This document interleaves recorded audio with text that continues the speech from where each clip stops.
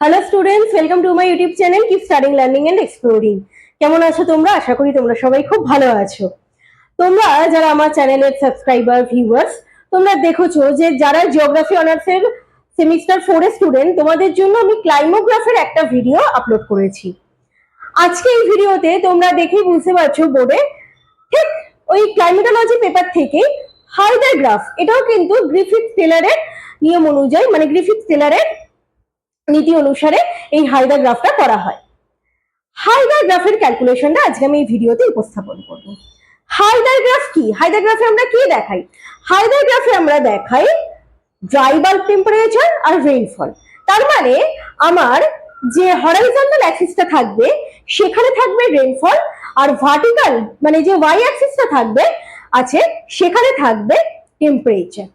আমরা হাইডার গ্রাফ কেন করব? হাইডার গ্রাফ করব অবশ্যই কোনো একটা জায়গার জলবায়ু কিরকম তার গতি প্রকৃতি বোঝার জন্য। সেই জায়গায় জনবসতি কিরকম গড়ে উঠবে, জলবায়ুর উপর নির্ভর করে তো সেখানে জনবসতি গড়ে ওঠে, as well as human activity সেখানে কিরকম হবে এবং সেখানে কি ধরনের শস্য চাষ করা যাবে। এই এত কিছু বোঝার জন্য, জানার জন্য আমরা হাইডার গ্রাফ করে থাকি। তোমরা ক্লাইমোগ্রাফটা যদি দেখো দেখবে যে সেখানে ওরকম চারটে কর্নারে চার ধরনের ক্লাইমেটিক কন্ডিশন এবং ডিগ্রি অফ আনকমফোর্টেবিলিটিটা দেখানো হয়েছে। এখানে চারটে কর্নারে তোমরা যদি ভালো করে দেখো, একদম নর্থ ওয়েস্ট কর্নারে টু কোল্ড টু ড্রাই, তারপরে টু কোল্ড টু ড্রাই, আর নিচে সাউথ ইস্ট কর্নারে টু কোল্ড টু ড্রাই, আবার সাউথ ওয়েস্ট কর্নারে টু কোল্ড টু ড্রাই। এখানে একটা জিনিস খেয়াল করো, টু লেখা রয়েছে আর টু লেখা রয়েছে কেন? অত্যাধিক উষ্ণতা এবং আর্দ্রতা বোঝানোর জন্য এখানে এই টু ব্যবহার করা হয়েছে, আর কম উষ্ণতা কম আর্দ্রতা বোঝানোর জন্য টু ব্যবহার করা হয়েছে। আমি এই ভিডিওতে যে ক্যালকুলেশনটা দেখাবো এটা লাস্ট ইয়ার ক্লাইমেটোলজি প্র্যাকটিক্যাল পেপারে এই কোয়েশ্চেনটা এসেছিল, তার উপর বেস করেই আমি ক্যালকুলেশনটা দেখাবো তোমাদের। তোমরা প্রথম থেকে শেষ পর্যন্ত স্কিপ না করে দেখো। কোথাও যদি কোনো অসুবিধা হয় অবশ্যই কিন্তু আমাকে কমেন্ট করে জানিও এবং চ্যানেল সাবস্ক্রাইব করতে ভুলো না। তো চলো তাহলে দেখে নেওয়া যাক।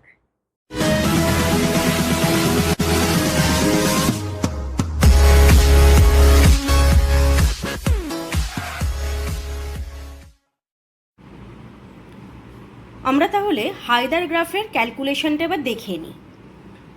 যে কোয়েশ্চেনটা পরীক্ষায় ছিল সেইটা আমি স্ক্রিনেতে দিয়ে দিচ্ছি, তোমরা দেখে নাও। তার রেসপেক্টেই এখানে ক্যালকুলেশনটা করা হয়েছে, তোমরাও পরীক্ষায় জাস্ট ক্যালকুলেশন টেবিলটাই করবে। দেখো, যা ডেটা ছিল তার রেসপেক্টে দুরকম স্কেল ধরতে হবে। আমি আগেই বলেছি হাইডার গ্রাফে কিন্তু ক্লাইমোগ্রাফের মতো এক্স অ্যান্ড ওয়াই অ্যাক্সিসে একই স্কেল ধরলে হবে না, দুটো আলাদা স্কেল ধরতে হবে। তবে হ্যাঁ, যদি তোমরা ডেটা দেখে মনে করো যে দুটো ভেরিয়েবলসের জন্যই সেম স্কেল ধরলে হয়ে যাবে, সেটা করতেই পারো। নট নেসেসারি যে দুটোর জন্য সবসময় আলাদা স্কেল ধরতে হবে। তাহলে স্টুডেন্টস দেখতে পাচ্ছ 12টা মাস অনুযায়ী আমি এখানে টেম্পারেচার আর রেইনফলের ক্যালকুলেশনগুলো সেন্টিমিটারে করে নিয়েছি। এবারে ড্রয়িংটা দেখে নেওয়া যাক। তাহলে স্টুডেন্টস দেখতে পাচ্ছ এখানে আমি 10x10 একটা গ্রিড করে নিয়েছি, কারণ আমার যা স্কেল আমি ধরেছিলাম তাতে 10 সেন্টিমিটার বাই 10 সেন্টিমিটার গ্রিড করলেই গ্রাফেতে আমার কাজটা হয়ে যাবে। আচ্ছা, ক্লাইমোগ্রাফটা আমি দেখিয়েছিলাম তোমাদের, তোমরা যারা দেখেছো আমার আগের ভিডিওটা ক্লাইমোগ্রাফের, সেটা আমি গ্রাফ পেজে দেখিয়েছিলাম। এটা আমি এমনি প্লেন পেপারে দেখাচ্ছি, তোমরা চাইলে গ্রাফেও করতে পারো, কোনো অসুবিধা নেই। পরীক্ষায় তোমাদের যেটা সুবিধা হবে তোমরা সেটা করবে। আচ্ছা, এবারে এখানে হাইডার গ্রাফটা করতে গেলে যেটা করতে হবে, যেহেতু আমার এখানে হরাইজন্টাল অ্যাক্সিসে রেনফল রয়েছে, তাই রেনফল আমার যতটা আসবে অ্যাকর্ডিং টু মান্থ, ঠিক তার রেসপেক্টে আমাকে টেম্পারেচারটা ওপরে প্লট করতে হবে।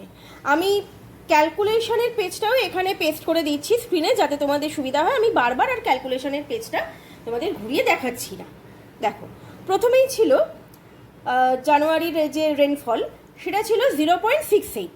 তাহলে 0.68 মানে আমি এখানে দেখে নিই যে আমার 0.68 কোন জায়গায় হচ্ছে।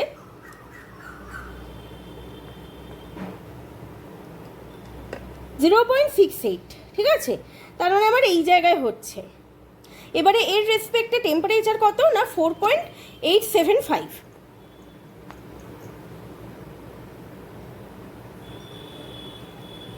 এখানে হলো আমার টেম্পারেচার, ঠিক আছে। ঠিক আগেরটারই মতো, ক্লাইমোগ্রাফের মতন এখানে তোমরা পয়েন্টটা এনসার্কেল করে মাসটা অবশ্যই লিখবে।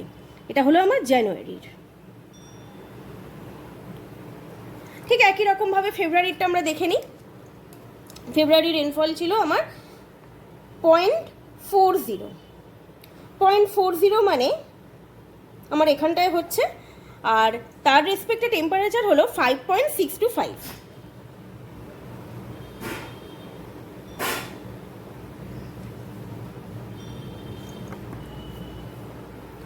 তাহলে এইটা হলো আমার ফেব্রুয়ারির গ্রাফ। মার্চে কত ছিল আমার রেনফল? মার্চে আমার রেনফল ছিল 1.14।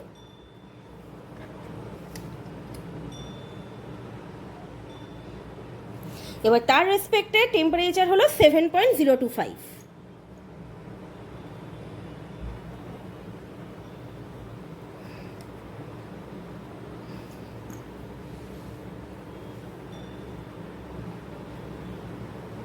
ঠিক এইভাবে বাকি টেম্পারেচারগুলো আমি করে ফেলি। স্টুডেন্টস, তাহলে দেখতে পাচ্ছ যে আমি মাস অনুযায়ী টেম্পারেচার আর রেনফলের ডেটা ধরে আমার এখানে প্রত্যেকটা পয়েন্ট প্লট করা হয়ে গেছে। এবারে সেই ক্লাইমোগ্রাফের মতন আমাকে প্রত্যেকটা মাস ধরে ধরে কিন্তু এই পয়েন্টগুলো জয়েন করতে হবে। তাহলে শুরু করা যাক জয়েনটা। তোমরা এটা পরীক্ষার সময় ব্ল্যাক পেনেও করতে পারো বা পেন্সিলেও করতে পারো, তোমাদের ব্যাপার, খালি ঠিকঠাক হলেই হলো। আচ্ছা, তাহলে প্রথমেই শুরু হয়েছিল আমার জানুয়ারি দিয়ে। জানুয়ারি থেকে ফেব্রুয়ারি প্রথমে আমি জয়েন করব। ফেব্রুয়ারি থেকে মার্চ,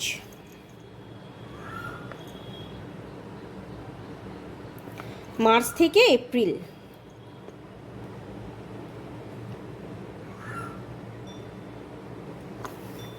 এপ্রিল থেকে মে,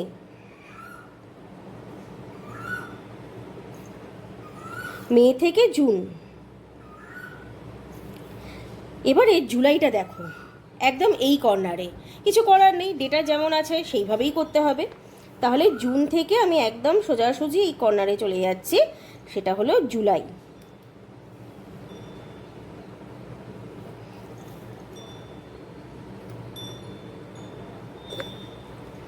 জুলাই থেকে অগাস্ট,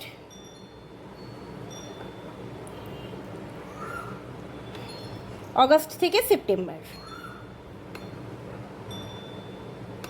সেপ্টেম্বর থেকে অক্টোবর।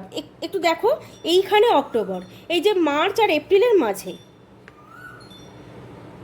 তোমরা কিন্তু একদমই মাসের নামগুলো এখানে মেনশন করতে ভুলো না, না হলে জয়নিংয়ে তোমাদেরই অসুবিধা হবে।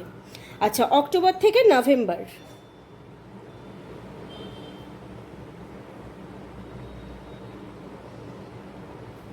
নভেম্বর থেকে ডিসেম্বর, ডিসেম্বর দেখতে পাচ্ছ এই যে জানুয়ারি আর ফেব্রুয়ারির মাঝে পড়ে গেছে, আবার ডিসেম্বর থেকে জানুয়ারি। বুঝতে পারছো স্টুডেন্ট? তাহলে এই হলো হায়দার গ্রাফের প্লটিং। এবারে কি করতে হবে? এবার আর কিছুই নয়, তোমাকে হেডিং করতে হবে আর স্কেলটা মেনশন করতে হবে আর ইন্টারপ্রিটেশন লিখতে হবে। আগে আমি হেডিং আর স্কেলগুলো মেনশন করে দিই, তারপর ইন্টারপ্রিটেশনে আসছি। বেশ, তাহলে তোমরা দেখতেই পাচ্ছ এখানে আমি হেডিং আর স্কেল মেনশন করে দিয়েছি। ইন্টারপ্রিটেশনে কি লিখতে হবে? ইন্টারপ্রিটেশনে লিখতে হবে যে এটা তোমার কোন জলবায়ু অঞ্চলকে নির্দেশ করছে। যদি ভালো করে দেখো টেম্পারেচার, যদি আমরা ডেটাটাও দেখি, আমি আবার ডেটাটা এখানে পেস্ট করে দিয়েছি তোমাদের সুবিধার্থে স্ক্রিনে, যে টেম্পারেচার সারা বছর ধরে মোটামুটি একই, তাই তো? রেনফল জুলাই, আগস্ট আর সেপ্টেম্বর এই তিনটে মাসে অনেকটাই বেশি। আবার ওদিকে জানুয়ারি, ফেব্রুয়ারি আর আবার এদিকে নভেম্বর, ডিসেম্বর থেকে টেম্পারেচার আবার কমতে শুরু করেছে। তাহলে আমরা এটা বলতে পারি যে এইটা হলো উপকূলীয় অঞ্চলের একটা গ্রাফ। আমরা উপকূলীয় অঞ্চলে দেখি না যে সেখানের জলবায়ু এবং সমুদ্রবায়ুর প্রভাবে তাপমাত্রা মোটামুটি সারা বছর ধরে একই থাকে, বৃষ্টিটা বর্ষাকালে একটু বেশি হয়, এবং সেটা এই উপকূলীয় অঞ্চলটা কোথায় না আমাদের ক্রান্তীয় জলবায়ু অঞ্চলের উপকূলীয় অঞ্চল। ঠিক আছে, আশা করি তোমরা বুঝতে পেরেছো। যদি কারোর কিছু ডাউট থাকে অবশ্যই আমাকে কমেন্ট করে জানিও। যারা আমার চ্যানেলে নতুন অবশ্যই চ্যানেলটা সাবস্ক্রাইব করো এবং বন্ধুদের সাথে ভিডিওগুলো শেয়ার করো বেশি বেশি করে। দেখা হচ্ছে পরের ভিডিওতে। থ্যাংক ইউ সবাইকে।